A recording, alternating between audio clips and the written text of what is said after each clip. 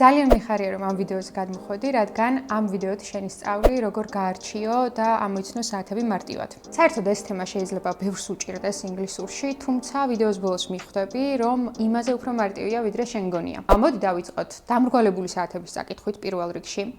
მაგალითად, როგორ შეიძლება წავიკითხოთ 7 საათი და ვთქვათ, რომ ეს 7 საათია. It's 7 o'clock.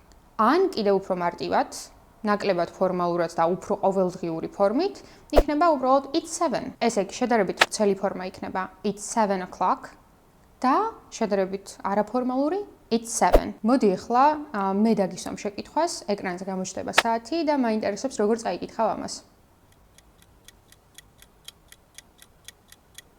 Great. It's 8 o'clock. It's 8.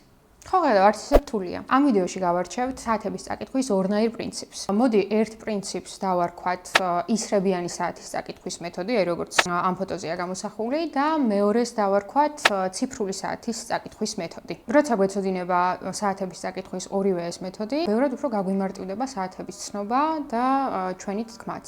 მოდი პირველ რიგში დავიწყოთ ნახევრებით. იმიტომ რომ როგორც ქართველები ვეძახით ხოლმე საერთოდ 30 წუთს ნახევარს, ისე ეძახიან ხოლმე ინგლისურადაც 30-ს half. ანუ შეიძლება ადამიანმა არ თქვას 30 და თქვას half. მოდი ისრებიანი საათის წაკითხვის პრინციპი განვიხილოთ პირველ რიგში. მაგალითად, როდესაც მოცემულია 8-ის ნახევარი. ამას ვამბობთ ასე. It's 7:30. ან შეიძლება მეორე ფორმაც it's 7:30. მაგალითად, შენ როგორ წაიკითხავდი აი ამ დროს? Great.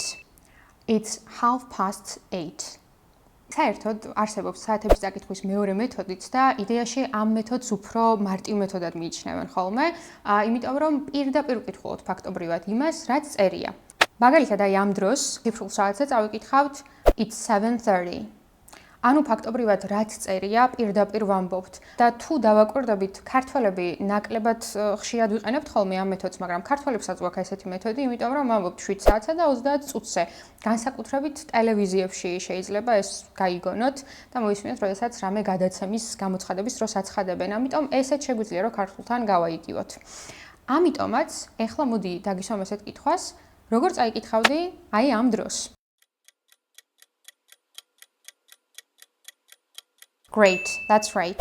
It's 11:30. ხო, გადავ არც ისე რთულია საათების წაკითხვა უკვე. ეხლა მოდი განვიხილოთ, როგორ შეიძლება წავიკითხოთ 15 წუთი. იმიტომ რომ 15 წუთსაც ადგილობრივები პირდაპირ არ ამბობენ, რადგან 1 საათის მეოთხედია 15 წუთი, ამიტომაც ეძახიან 15 წუთს მეოთხედს და ამბობენ quarter. მათემატიკაში ძლიერი ვიყავი საერთოდ და მაგიტომ.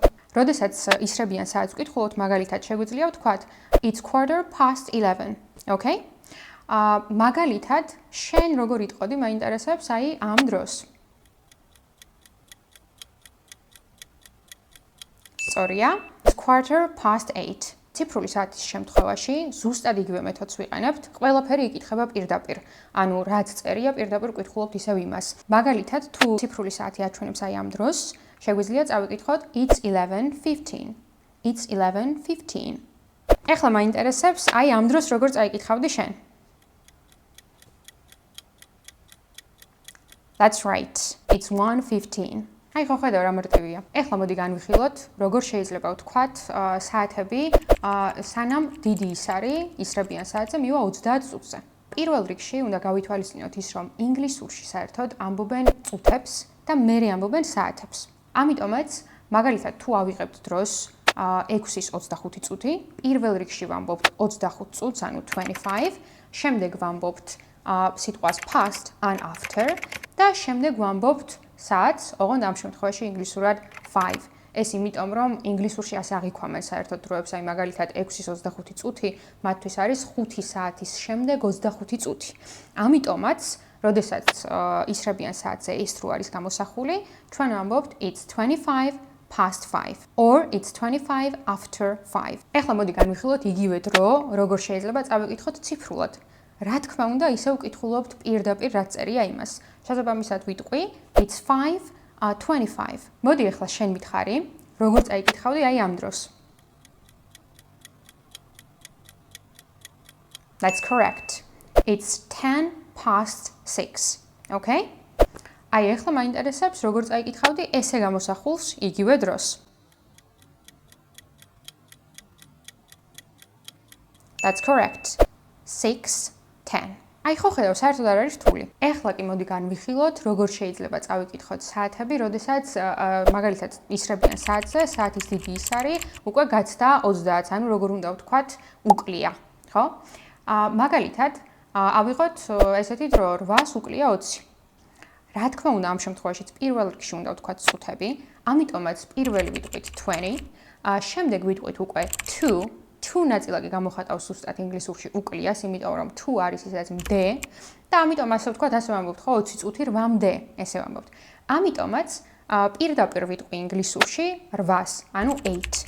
პირდაპირ გამოვა 20 8-მდე, ესე ამბობენ ისინი დროს. So, it's 20 to 8.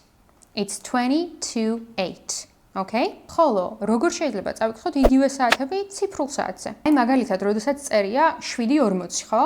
პირდაპირ ვკითხულობთ ასე. It's 7:40. It's 7:40. აი, მაგალითად, როგორ წაიკითხავდი ისრებიან საათზე ამ დროს? That's great. It's 10 to 5. ეხლა მაინტერესებს, როგორ წაიკითხავ იგივე დროს ციფრულ საათზე? That's great. It's 4:50. 4:50. საერთოდ არ არის რთული, ხო? მოდი ახლა დავტესტოთ, რამდენად კარგად გავიგეთ და ვიცით ეს დროები. აი, მე გაჩვენებ საათს და შენ მინდა რომ წამიკითხო, okay? მაგალითად, როგორ წაიკითხავ ამ დროს?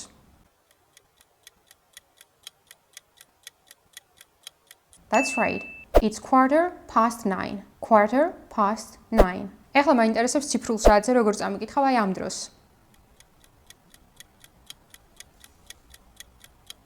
That's right. It's 11:30. 11:30. ეხლა მაინტერესებს აი ამ დროს როგორ წაიკითხავდი ისევ ისრებიან საათზე.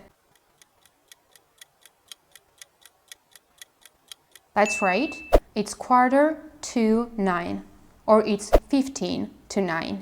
ორივე შეგვიძლია რა ვთქვათ, ხო? ეხლა მაინტერესებს აი ამ დროს ისევ ციფრულ საათზე როგორ წაიკითხავდი.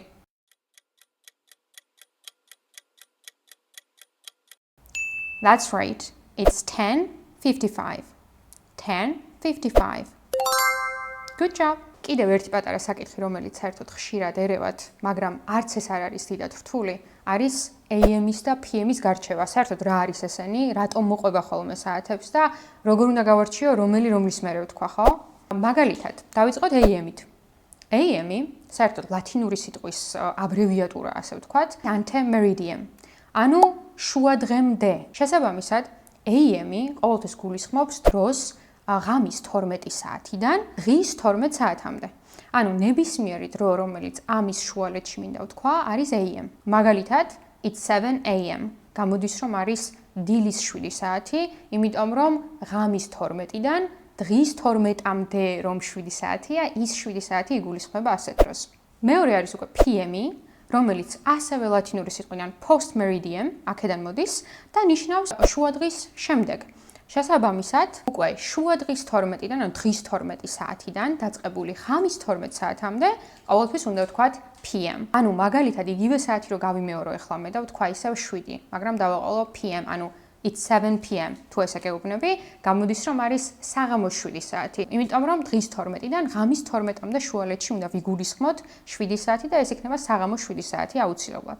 ამიტომაც მე როდესაც დროებს ვკითხულობ, შემიძლია ვთქვა it's 7 AM or it's 7 o'clock in the morning or I can say it's 7 PM.